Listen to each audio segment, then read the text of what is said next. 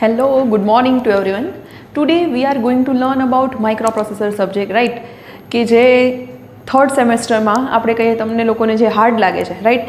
તો એના important questions start કરીએ. ફર્સ્ટ ચેપ્ટરમાંથી ફર્સ્ટ ક્વેશ્ચન 8085 બસ ઓર્ગેનાઇઝેશન, રાઈટ? હવે આ ક્વેશ્ચનમાં બસ ઓર્ગેનાઇઝેશન એટલે તમને પહેલાં જ વર્ડ આવ્યો બસ, રાઈટ? તો તમને એ ખબર જ છે, તમે થોડું ઘણું તો સ્ટડી કરી જ લીધું છે. અત્યારે હું આ જે રિવિઝન સેશન છે એમાં હું એમ વિચારીને આગળ ચાલું છું, right? So bus, first of all તમે મને એ કહો, in micro processor how many types of bus? 3 types, right? Address bus, data bus and control બસ. ઠીક છે, ઓકે. તો મારે આ બસ ઓર્ગેનાઇઝેશનમાં એ જ આન્સર લખવાનો છે, address bus, data bus and control bus, right? So મેં તમને પોઈન્ટ વાઇઝ લખી દીધું છે. ડાયાગ્રામ તમને સૌથી પહેલાં હું યાદ રખાવી દઉં કે ડાયાગ્રામમાં શું છે. 8085 માઇક્રો પ્રોસેસર, રાઈટ? આ શું છે? માઇક્રો પ્રોસેસર છે. Data bus, control bus and address bus. ઠીક છે. હવે ડેટા બસ છે એ બાય ડાયરેક્શનલ હોય, એ બધાને ખબર છે. એડ્રેસ બસ હોય એ યુનિડાયરેક્શનલ, ડેટા બસ છે બાય ડાયરેક્શનલ. ઠીક છે. અને આ છે control bus, right? Control bus પણ આ જ રીતે બાય ડાયરેક્શનલ આવશે, રાઈટ? આટલું યાદ રહી ગયું. એડ્રેસ બસ છે એની સાઇઝ છે 16 બીટ. એડ્રેસ બસ કેટલાનું છે? 16 બીટનું છે. ડેટા બસ છે 8 bit. Clear? Okay, very good. Address bus, data bus and control bus. Address bus A0 to A15 એટલે total 16 bit. Data bus D0 to D7 એટલે 8 bit થઈ ગયું અહીંયા. અને કંટ્રોલ બસમાં અહીંયા કંઈ લખવાનું નથી. હવે કંટ્રોલ બસનું કામ શું છે? તો કે અહીંયા મેમરી છે, ઇનપુટ ડિવાઇસ છે, આઉટપુટ ડિવાઇસ છે. સૌથી પહેલાં તમારે શું કરવાનું? ડાયાગ્રામમાં માઇક્રો પ્રોસેસર ડ્રો કરવાનું, અહીંયા યુનિડાયરેક્શનલ કરી નાખવાનું, બાય ડાયરેક્શનલ 2 કરી નાખવાનું. પછી સૌથી પહેલાં નીચેથી સ્ટાર્ટ કરવાનું. તમારે કંટ્રોલ બસમાંથી, કંટ્રોલ બસનું કામ શું છે? નામ મુજબ કંટ્રોલ કરશે, રાઈટ? તો કોને કોને? તો અહીંયાથી કંટ્રોલ બસ આને આપવાનું અને આને આપવાનું છે. ઇનપુટ ડિવાઇસમાં, આઉટપુટ ડિવાઇસમાં અને મેમરીમાં. ડન? આટલું ક્લિયર? ઓકે, ચલો, આ ક્લિયર થઈ ગયું છે બધાને. હવે ડેટા બસ, રાઈટ? ડેટા બસનું કામ શું છે? એ ડેટાને શું કરશે? ડેટાને એક જગ્યાએથી બીજી જગ્યાએ આપશે. ઠીક છે. તો ચલો, આ memory, input device and output device. Address છે એનું કામ શું છે? એ યુનિડાયરેક્શનલ છે. એ ખાલી, હવે યુનિડાયરેક્શનલ હું જે કહું છું એ શું છે? યુનિડાયરેક્શનલ એટલે શું કરશે? એ એડ્રેસને ખાલી મોકલવાનું જ કામ કરે છે, સેન્ડ કરવાનું જ કામ કરે છે, એ રિસીવ કરતું નથી. ઠીક છે. એડ્રેસને શું કરે છે? ખાલી સેન્ડ જ કરે છે. તો ચલો એ જોઈએ. અહીંયાથી A0 to A15 એટલે ટોટલ થશે 16 બીટ. ડન? તો અહીંયા 16 બીટ છે, તો અહીંયાથી એડ્રેસ જાય છે. એડ્રેસ ક્યાં ક્યાં જાય છે? મેમરીમાં, ઇનપુટ ડિવાઇસમાં અને આઉટપુટ ડિવાઇસમાં. આટલું done? Very good. Memory, input device and output device. આ થઈ ગયું આખું એડ્રેસ બસ. ડન? હવે કંટ્રોલ બસનું કામ શું છે? સિમ્પલ. મેં તમને હજી એકવાર કહી દઉં, બધામાં કંટ્રોલ માટે એરો આપી દેવાનો છે. ડેટા બસ, ઠીક છે. હવે મેમરી છે ને એ શું કરશે? ડેટા આપણે મેમરીમાં સ્ટોર પણ કરશું અને ત્યાંથી લેશું પણ ખરા, એટલે આ રીતે એરો, રાઈટ? ઇનપુટ ડિવાઇસ ખાલી શું કરે છે? ડેટાને અહીંયા મોકલવાનું જ કામ કરે છે. ઇનપુટમાંથી આપણે ડેટા આપીએ છીએ. આઉટપુટ ડિવાઇસમાં હંમેશા શું થાય છે? ડેટા બસમાંથી ડેટા આપણે આઉટપુટ ડિવાઇસમાં સ્ટોર કરીએ છીએ. આટલું ક્લિયર? પાક્કું? Very good. હજી એકવાર ફટાફટ ડાયાગ્રામ કઈ રીતે સ્પીડમાં ડ્રો કરાય. 8085 microprocessor, address bus unidirectional A0 to A15, data bus D0 to D7 and control bus. Control બસમાંથી એરો બધાને આપી દેવાનો. Memory, input device, output device, address bus. Done? ચલો, હવે ડેટા બસમાં ફર્સ્ટ શું લખવાનું છે? 8 બીટ બાય ડાયરેક્શનલ બસ છે, રાઈટ? હવે ડેટા બસ એટલે કે આ રહી. એનું કામ શું છે? Transfer of data between micro processor and memory or peripheral device. Simple. Data બસનું કામ શું છે? ડેટાને ટ્રાન્સફર કરવાનું. ક્યાં ક્યાં ટ્રાન્સફર કરશે? તો કે micro processor to memory and micro processor to peripheral device. Input output ડિવાઇસને પેરિફેરલ ડિવાઇસ પણ કહેવાય, right? It means PD means peripheral device. Done? યાદ રહી ગયું બધાને? એ શું કરશે? 8 બીટ ડેટા ઇન્ફોર્મેશનને કેરી કરશે. ડન? Okay, very good. ચલો next, address bus, unidirectional bus, right? With the address of memory location. એનું કામ શું છે? એડ્રેસ બસનું કામ એ યુનિડાયરેક્શનલ છે અને એડ્રેસને કેરી કરશે. Size 16 bit. Number of lines in address બસ. આ લાઇન જે છે વેરી વેરી ઇમ્પોર્ટન્ટ. હા, આમાંથી 1 માર્ક્સનો પણ ક્વેશ્ચન પૂછાય. Okay, number of line in address bus determines total amount of memory access by microprocessor. Suppose અહીંયા 16 બીટ છે. 8085માં એડ્રેસ બસની લાઇન કેટલી છે? 16 બીટ, રાઈટ? તો 2⁻16 થાય કે નહીં? તો 2⁻16 એટલે કેટલું થશે? 64 kilobyte memory can be access by 8085 microprocessor. ઠીક છે. આ જ રીતે તમને આ થઈ ગયું 8085નું. ચલો ભેગું 8086નું પણ કહી દઉં. 8086ની એડ્રેસ લાઇન છે 2⁻20, રાઈટ? ટોટલ એની એડ્રેસ લાઇન કેટલી છે? 20 લાઇન્સ છે. તો 2⁻20 એટલે શું થશે? 1 MB, રાઈટ? અહીંયા શું આવશે? જે અહીંયા 64 કિલોબાઇટ્સ છે ને, રાઈટ? એની જગ્યાએ 8086માં આવી જશે 1 MB. આટલું ડન? Okay, very good. તો ચલો, number of lines in address bus શું ડિટરમાઇન કરી આપે છે આપણને? કે ભાઈ total amount of memory microprocessor દ્વારા કેટલી એક્સેસ કરી શકશે? Total amount of memory access by microprocessor, right? 8085 કેટલી કરે છે? 64 કિલોબાઇટ્સ. એ કઈ રીતે? મેં અહીંયા લખી આપ્યું છે. ઓકે, ઠીક છે. તમને યાદ રહી ગયું 8086માં 20 લાઇન્સ છે. તો 2⁻20 એટલે 1 MB થાય, right? Okay. Next, control bus consist of various single lines that carries synchronisation signal which act as a handshake signal. હવે કંટ્રોલ બસમાં ખાલી એટલું યાદ રાખો, એ શું કરે છે? બધા વચ્ચે સિંક્રોનાઇઝેશન કરે છે, રાઈટ? કે જે આખું ઓર્ગેનાઇઝેશન છે ને એના વચ્ચે સિંક્રોનાઇઝેશન કરી રાખશે. એટલે શું થાય? આપણે કહીએ તો, હું તમને સિંક્રોનાઇઝેશનનો મિનિંગ કહું તો કે બધા વચ્ચે એક સૂત્રતા જાળવી રાખવી. બધા વચ્ચે મીન્સ આપણે કહીએ ને કે બધાનું પ્રોપર કંટ્રોલિંગ કરવાનું કામ કરે છે. એટલે કે એની બનેલી છે વેરિયસ સિંગલ લાઇન્સની બનેલી છે, જે શું સિંક્રોનાઇઝેશન સિગ્નલ કેરી કરે છે, જે એઝ અ હેન્ડશેક સિગ્નલ તરીકે યુઝ થાય છે. કોની વચ્ચે? Of course microprocessor and PD. આ શું છે? આ કંટ્રોલ બસ કોની વચ્ચે છે? માઇક્રોપ્રોસેસર અને PD. ડન. એક્ઝામ્પલ તરીકે શું કહી? Microprocessor sends an appropriate signal to activate the memory device in order to read or write data. હવે આ જે એક્ઝામ્પલ છે હું તમને ડાયાગ્રામમાં સમજાવું છું. Microprocessor sends an appropriate signal.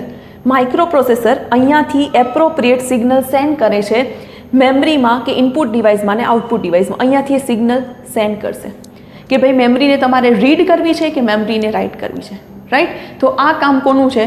Control બસનું છે. બધાના ક્વેશ્ચન મસ્ત સમજાઈ ગયો છે. હવે તમારા ઓન વર્ડ્સમાં થોડું ઘણું તમે લખી શકો. ડાયાગ્રામ યાદ રહી ગઈ છે. એડ્રેસ બસના આટલા points, address bus, control bus અને ડેટા બસના, ઠીક છે? જ્યાં PD લખ્યું છે પેરિફેરલ ડિવાઇસ છે, AB એટલે એડ્રેસ બસ છે, એવું બધું ધ્યાનમાં રાખજો, ઠીક છે? ચલો, નેક્સ્ટ ક્વેશ્ચન જે સ્ટડી કરવાનો છે, most important pin diagram of 8085, જે હું તમને ઇઝીએસ્ટ વેમાં 2 મિનિટ્સમાં હું યાદ રખાવીશ. ડન? ઓકે, ચલો.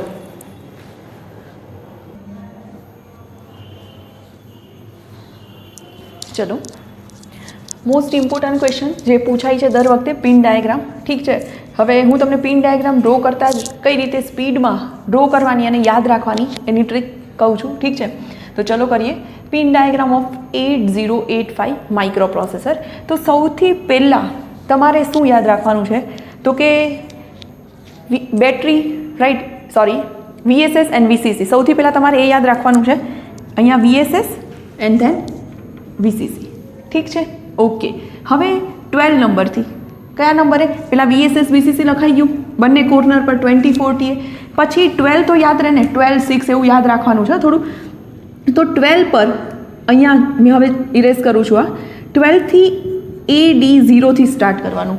શું કામ AD0? હવે એવું તમને કહું તો કે એડ્રેસ બસ કેટલી છે total? 16 bit, right? A0 to A15.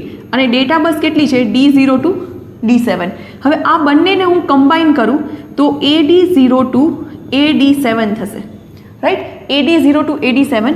એના પછી A8 to A15. એટલે કે ફર્સ્ટ જે લોઅર એડ્રેસ છે એ D હારે ડેટા બસ સાથે મર્જ થઈ ગયું છે. બાકી A8 to A15 છે એ હાયર ઓર્ડર એડ્રેસ છે. તો અહીંયાથી હું AD0થી સ્ટાર્ટ કરું છું. AD0, AD1, AD2, AD3, AD4, AD5, AD6, AD7 અહીંયા સુધી જ છે, હે? ઠીક છે? હવે A8 તો અહીંયાથી A8, 9, 10, 11, 12, 13, 14, 15. આટલું ક્લિયર? Okay, very good. ચલો આ ડન. હવે અહીંયા સુધી થઈ જાય પછી તમારે શું યાદ રાખવાનું છે? આટલા પછી અહીંયા આવશે 12 પછી શું યાદ રાખવાનું? 6 નંબર. 6 નંબર શું કામ? તો કે 6થી હું તમને ઇન્ટરપ્ટ સિગ્નલ્સ કેટલા છે ખબર છે તમને? ટ્રેપ, RST 7.5, 6.5, 5.5, INTR અને INTA ઇન્ટરપ્ટ એકનોલેજમેન્ટ. તો 6થી હું સ્ટાર્ટ કરું છું.